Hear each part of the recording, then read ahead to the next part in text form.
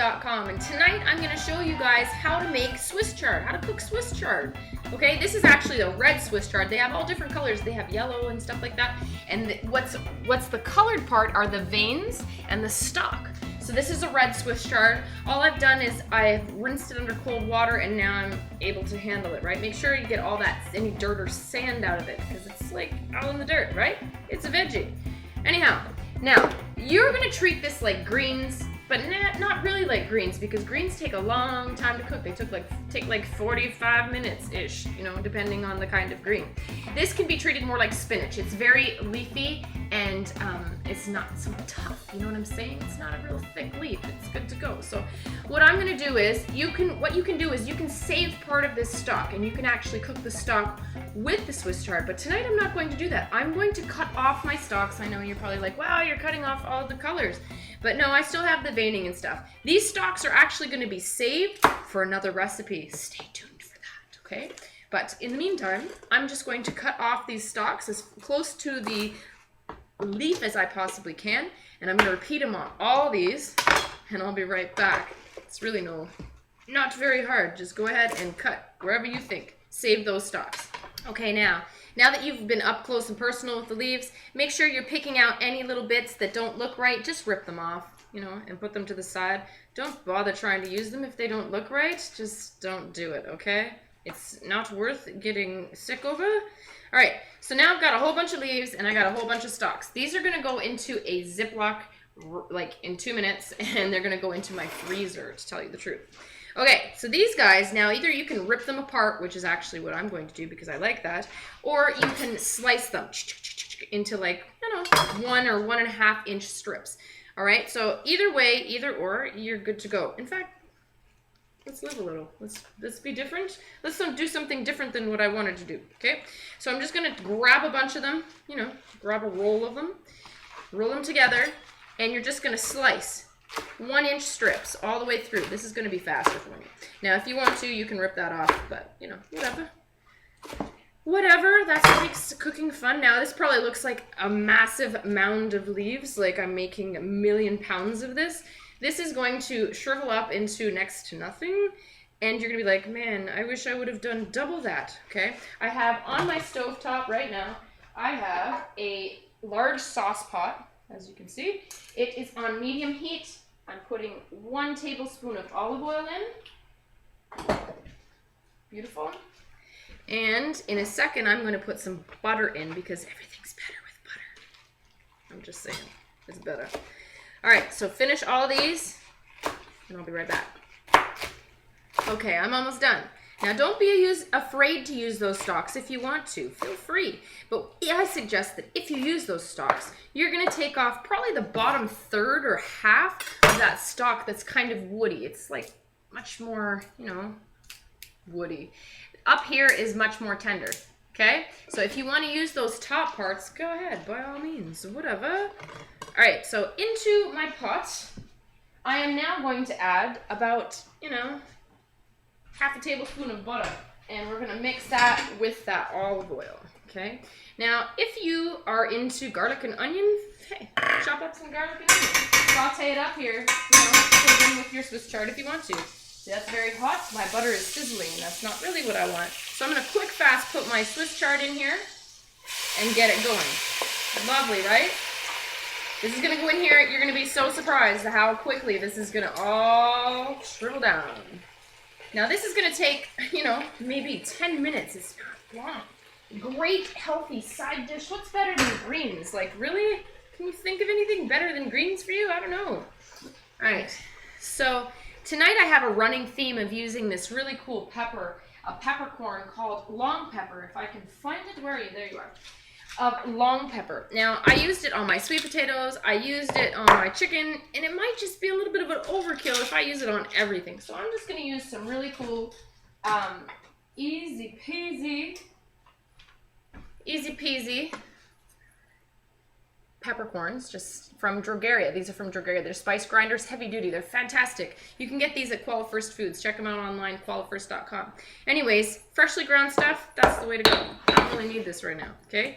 So into my pot, some freshly cracked black pepper. Only you know how much you like of that. Whatever. A little bit of salt. Lovely. Keep stirring. I have it still on that medium heat. Nice. It smells so good. It smells very much like spinach, okay? All right, so now we're also gonna add just a little bit of chicken stock, okay? I don't know, maybe 1/4 of a cup. I might as well use the whole thing. It's almost gone. There we go. Now, I'm stirring, right? And I'm actually gonna put my lid on this for a couple of minutes. If I can find one that fits. Wrong one. There we go. Now my lid is gonna stay on there, I don't know, like 2 or 3 minutes. You know, I have 4 minutes on my timer for some other things, so I'll just roll with that. So about 4 minutes, I'm gonna stir it again, and we'll see what we're dealing with. All you have to do is just make sure it's tasty and it's tender enough for you to eat. There's really no like rules to this other than that. Like, so you're just gonna try some of it. You're gonna take it out and you're gonna try it.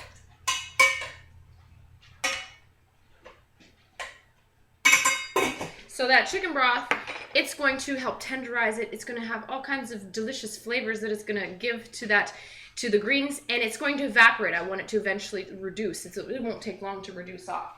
But right now, I want it to steam and kind of cook that stuff, okay? So I guess you'll see me in a couple minutes, all right?